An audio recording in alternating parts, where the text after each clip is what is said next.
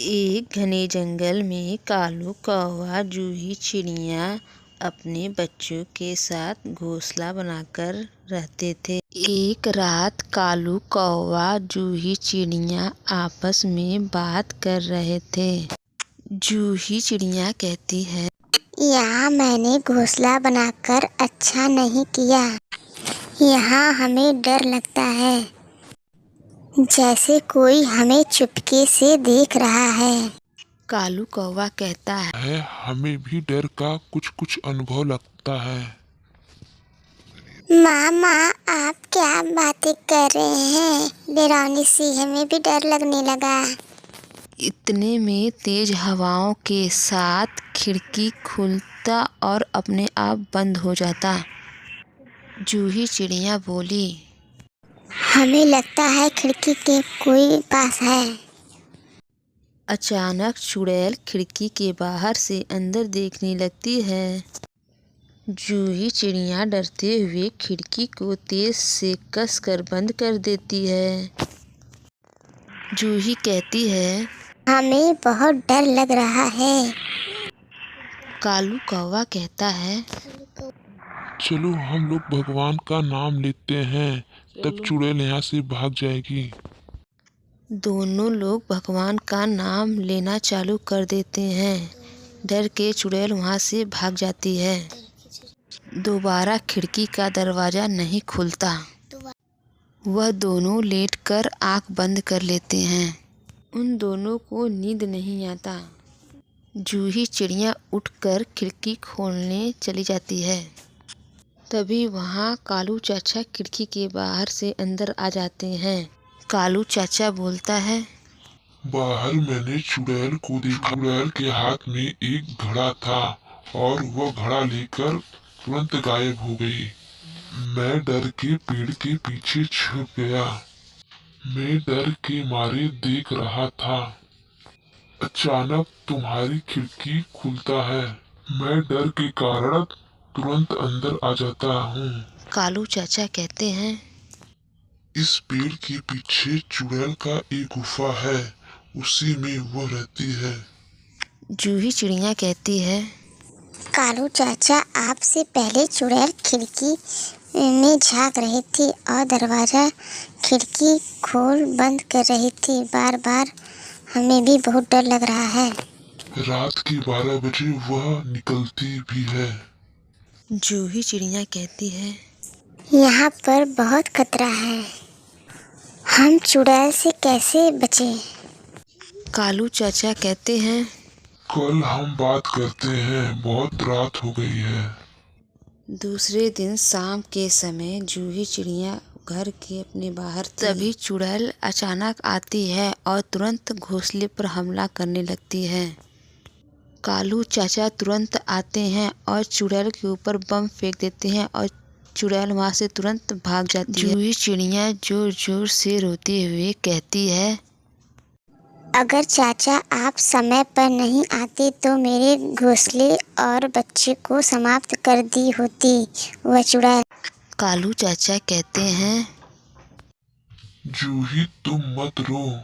मैंने सुना है यहाँ से बहुत दूर घना जंगल है। इसी जंगल में एक बड़ा सा नदी है। वह नदी में एक सुंदर सा जादुई जलपरी रहती है। वह चुड़ैल को मारने का उपाय बताएगी। जूही चिड़िया उस जंगल की तरफ निकल पड़ती है जहाँ वह जलपरी रहती है। बहुत दूर जाने के बाद जूही थक जाती है। उसी नदी के किनारे एक पेड़ पर बैठ जाती है। जूही चिड़िया जलपरी को आवाज़ देती है, जलपरी जलपरी। इतने में जलपरी बाहर आ जाती है।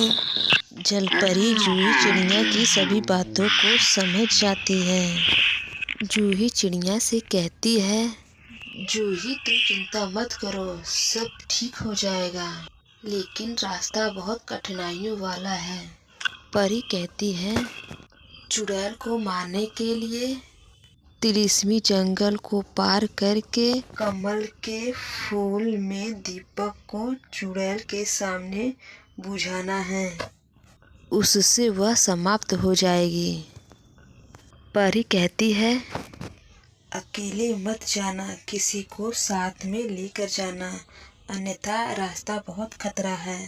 जूही चिड़िया कालू कौवा के साथ में तिलिस्मी जंगल में निकल पड़ती है।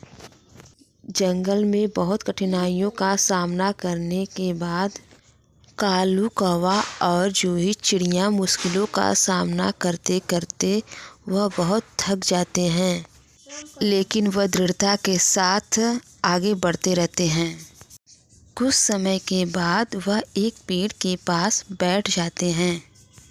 वह आपस में बात करते हैं। यह तिलिस्मी जंगल बहुत ही जादुई और रहस्यमयी जंगल है। यहाँ कोई पक्षी भी नजर नहीं आता और कोई जानवर भी नहीं दिखाई देता। वह अपने लक्ष्य की तरफ दृढ़ता से फिर से बढ़ने लगते हैं। फूल वाले जगह पर जूही चिड़िया के आँख से झटका लगता है। वह पीछे की तरफ चली जाती है, लेकिन दोनों साथ में दृढ़ता के साथ आगे बढ़ते हैं।